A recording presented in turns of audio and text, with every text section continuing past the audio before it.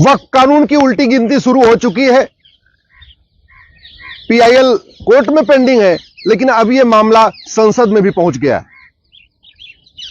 राज्यसभा के सांसद आदरणीय हरनाथ यादव जी ने इसके लिए एक प्राइवेट मेंबर बिल पेश किया है। जो हरनाथ यादव जी ने वक्फ कानून खत्म करने के लिए बिल पेश किया, उसका कांग्रेस और उनके सहयोगी दलों ने, इंडी अलायंस ने इसका जबरदस्त विरोध किया। बाद में वोटिंग हुई और वोटिंग के आधार पे उनका जो बिल था वो वहां पे पास हो गया है। अभी कानून खत्म नहीं हुआ है, बल्कि अभी यह केवल अलाउ हुआ है कि हां, उनके बिल पे चर्चा होगी। अब जो ये बिल राज्यसभा का है, जो वोटिंग के आधार पे, बहुमत के आधार पे पास हुआ है, यह जाएगा राष्ट्रपति जी के पास। राष्ट्रपति जी उसको अप्रूव करेंगी, फिर वो वापस आएगा वाइस प्रेसिडेंट के पास और फिर राज्यसभा में चर्चा होगी। जब राज्यसभा से पास हो जाएगा, फिर लोकसभा में जाएगा। और इस बीच अगर सरकार ने कोई बिल पेश कर दिया और सरकार ने कानून वापस ले लिया अपनी तरफ से बिल पेश करके, तो स्वाभाविक सी बात है, ये कानून अपने आप खत्म हो जाएगा। अब तक पूरे देश में 120 पीआईएल फाइल हो चुकी है और यह बात केंद्र सरकार ने अभी कोर्ट में एक एफिडेविट फाइल करके हमें बताया। हमारी पीआईएल पे केंद्र सरकार के कानून मंत्रालय, गृह मंत्रालय को नोटिस जारी हुआ है।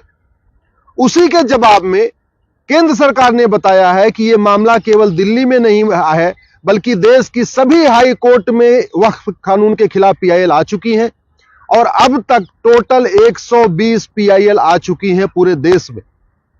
इसलिए हमने यह भी रिक्वेस्ट किया है केंद्र सरकार से कि आप सारी याचिकाओं को एक साथ क्लब करके एक साथ सुप्रीम कोर्ट लेके आ जाइए। यह संविधान अधिकार भी देता है, यह संविधान में प्रोविजन भी है आर्टिकल 139 में कि अगर एक ही विषय पे देश की अलग अलग हाई कोर्ट में मैटर पेंडिंग हो तो केंद्र सरकार एक एप्लीकेशन मूव करके सुप्रीम कोर्ट से यह कह सकता है कि देश की सभी हाई कोर्ट की पीआईएल को आप सुप्रीम कोर्ट में ले लीजिए और एक साथ सुनवाई कर लीजिए। या सुप्रीम कोर्ट से केंद्र सरकार यह भी कह सकती है कि देश की अलग अलग हाई कोर्ट में बहस करने की बजाय, क्योंकि हर जगह केंद्र सरकार को अपना वकील भेजना पड़ेगा, तो सेंट्रल गवर्नमेंट यह भी सुप्रीम कोर्ट से रिक्वेस्ट कर सकती है कि आप पूरी देश की याचिकाओं को दिल्ली हाई कोर्ट में ट्रांसफर कर दीजिए, क्योंकि solicitor general, attorney general Delhi में ही रहते हैं, तो उनके लिए दिल्ली हाई कोर्ट में जाके बहस करना आसान हो जाएगा। क्या करेंगे, यह सरकार का अपना अधिकार है, सरकार अपनी तय करे, उसकी सरकार की अपनी स्ट्रेटजी होती है। लेकिन हमने जो पीआईएल फाइल करके कहा है कि वक्फ एक्ट जैसा कानून पूरे दुनिया में नहीं है। यह वक्फ एक्ट सबसे पहली बार नेहरू जी ने 1954 में बनाया था। और बनाया किस लिए था? क्योंकि विभाजन के बाद बहुत सारे परिवार यहां से चले गए पाकिस्तान। उनकी जो जमीनें थी वो बहुत थी, उन जमीनों को कायदे से सरकार को ले लेना चाहिए था और जब पाकिस्तान से हिंदू आए तो उनको उन जमीनों पे बसा देना चाहिए था, क्योंकि जो पाकिस्तान से हिंदू आए, जो उनकी जमीनें वहां खाली पड़ी थी, जो भारत के मुस्लिम्स गए उनको वहां बसा दिया गया। पाकिस्तान सरकार ने यही काम किया कि जो लोग हिंदू अपनी जमीन वहां से छोड़ के आए थे, वो जो उनकी जमीनें खाली पड़ी थी, उसको सबसे पहले क्या किया कि जो भारत के मुस्लिम्स गए थे उनको बसा दिया। इसके अलावा जो और भी जमीनें पड़ी थी उसको सरकार ने खुद ले लिया या आसपास के उस पर हॉस्पिटल बना दिया, कुछ और काम कर दिया। यही काम नेहरू जी को करना चाहिए था कि जितने लोग यहां से गए थे पाकिस्तान, उनकी सबकी जमीनों को एक्वायर कर लेना चाहिए था। जो लोग पाकिस्तान से हिंदू आए थे उनको उस पर बसा देना चाहिए था और जो एक्स्ट्रा जमीन होती उस पर अपना हॉस्पिटल बना सकते थे, स्कूल बना सकते थे, कॉलेज बना सकते थे, यूनिवर्सिटी बना सकते थे, पुलिस लाइन बना सकते थे और भी जो गवर्नमेंट डिपार्टमेंट बना सकते। लेकिन नेहरू जी ने यह काम नहीं किया। नेहरू जी ने बाकायदा एक वक्फ बोर्ड स्टैब्लिश करा दिया, वक्फ कानून बना दिया और वक्फ कानून बना के उन सारी जमीनों को वक्फ बोर्ड को दे दिया। यह कानून इतना खतरनाक है कि आज अगर वो सुप्रीम कोर्ट को कह दे कि यह सुप्रीम कोर्ट वक्फ बोर्ड की जमीन पे बना हुआ है, तो सुप्रीम कोर्ट के रजिस्ट्रार उस नोटिफिकेशन को कोर्ट में नहीं चैलेंज कर सकते। सुप्रीम कोर्ट के रजिस्ट्रार को भी वक्फ बोर्ड के सामने जाना पड़ेगा। उस कानून को राजीव गांधी ने 1984 में और मजबूत किया। ध्यान से समझिए, नेहरू जी ने 1954 में वक्फ कानून बनाया। राजीव गांधी ने 1984 में, जब उनको 400 सीट मिली, उसी साल 1984 में उस कानून को और मजबूत कर दिया। उसके बाद 1995 में नरसिम्हा राव की सरकार ने जो नेहरू जी का कानून था और जिसको राजीव गांधी ने मजबूत किया था, उस कानून को वापस लिया और भी खतरनाक एक नया कानून बना दिया 1995 में। और 2013 में जाते जाते सोनिया जी की सरकार, मनमोहन जी की सरकार ने 2013 में उसको और खतरनाक बना दिया। ऐसा खतरनाक कानून बनाया है कि इलाहाबाद हाई कोर्ट को वक्फ बोर्ड ने बोला ये हमारी जमीन है, और इलाहाबाद हाई कोर्ट उस नोटिफिकेशन को चैलेंज नहीं कर पाया। वक्फ बोर्ड से गिड़गिड़ाता रहा कि नहीं नहीं, ये तुम्हारी जमीन नहीं है, हमारी जमीन है। वक्फ बोर्ड नहीं माना। Allahabad high court supreme court आया। ध्यान से समझिए, इलाहाबाद हाई कोर्ट जो सबके मुकदमों का फैसला करता है, वो अपनी जमीन नहीं वक्फ बोर्ड से छुड़ा पाया, उसके लिए उसको सुप्रीम कोर्ट तक आना पड़ा। यह कानून है कांग्रेस का, जो सबसे पहले नेहरू जी ने बनाया, राजीव गांधी ने उसको और मजबूत किया, नरसिम्हा राव ने उसको और मजबूत कर दिया, और बाद में मनमोहन सिंह ने और मजबूत किया। यह कानून इतना खतरनाक है कि जो बड़े लोग हैं, पैसे वाले लोग हैं, उनको नोटिस भेजता है और उसके बाद कहता है 10 लाख दो, 20 लाख दो, 50 लाख दो, तब हम नोटिस वापस लेंगे, यानी उनसे वसूली करता है।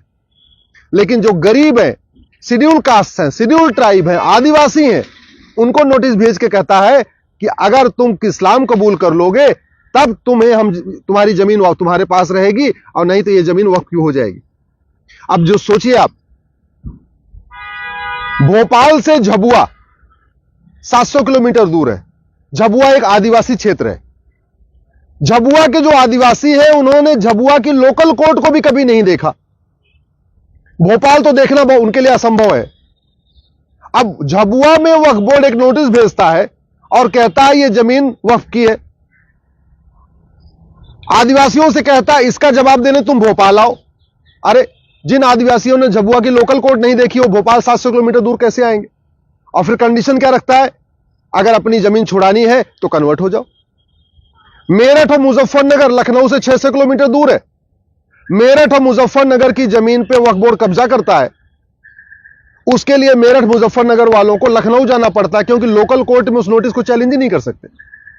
अच्छा, अगर किसी की प्राइवेट जमीन पे वक्फ बोर्ड कब्जा करता है तो लोग अपनी जमीन के लिए फिर भी लड़ते हैं। लेकिन जो गोचर की जमीन है, जो पार्क है, जो ऊसर जमीन है, जो बंजर जमीन है, जो खेल का मैदान है, उसको जब वो वक्फ बोर्ड कब्जा कर लेता है, उसके खिलाफ तो कोई नहीं लड़ता। लेखपाल पटवारी के पास कहां इतना टाइम है और कहां इतना उनके पास पैसा है। सरकारी अधिकारी के पास, तहसीलदार के पास, कलेक्टर की जाके उससे 600 किलोमीटर दूर, 700 किलोमीटर दूर लड़ते रहेंगे। नतीजा यह हुआ है, रेलवे और डिफेंस के बाद सबसे ज्यादा प्रॉपर्टी का मालिक वक्फ बोर्ड बन चुका है। इस समय तीसरे नंबर की प्रॉपर्टी, इतनी जितनी प्रॉपर्टी वक्फ बोर्ड के पास है, इतनी प्रॉपर्टी तो मंदिरों के पास नहीं है। हिंदुस्तान में सबसे ज्यादा बहुसंख्यक रहते हैं हिंदू। हिंदुओं के पास लाखों मंदिर हैं, लेकिन जितनी जमीन मंदिरों के पास नहीं है, उससे ज्यादा जमीन वक्फ बोर्ड के पास।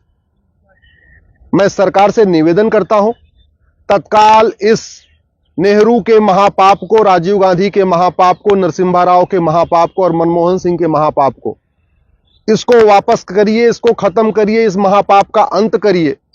और जो जमीनें वक्फ बोर्ड के पास है 12 लाख एकड़ के आसपास, इन जमीनों को एक्वायर करिए, वहां पे स्कूल बनाइए, कॉलेज बनाइए, इंजीनियरिंग कॉलेज बनाइए, मेडिकल कॉलेज बनाइए, लॉ कॉलेज बनाइए, पुलिस लाइन बनाइए, जो करना है करिए। वहां से जो पाकिस्तान से विस्थापित आए हुए हैं उनको बसाइए, जो कश्मीर से विस्थापित आए हैं उनको बसाइए, जो कुछ करना है करिए, लेकिन इस कानून को खत्म करिए। मैं धन्यवाद दूंगा रघुनाथ यादव जी को, जिन्होंने साहस दिखाया है। मैं देश के सभी सांसदों से कहता हूं, सभी सांसदों से, वो किसी भी पार्टी के हैं, सबसे हाथ जोड़ के निवेदन करता हूं, वक्फ बोर्ड के खिलाफ, वक्फ एक्ट के खिलाफ आवाज उठाइए। नहीं तो याद रखिए, 20 से 25 साल के बाद आप ही के बच्चे आपसे सवाल पूछेंगे कि आप पार्लियामेंट में रह के क्या किए, आपने वक्फ कानून के खिलाफ आवाज क्यों नहीं उठाया।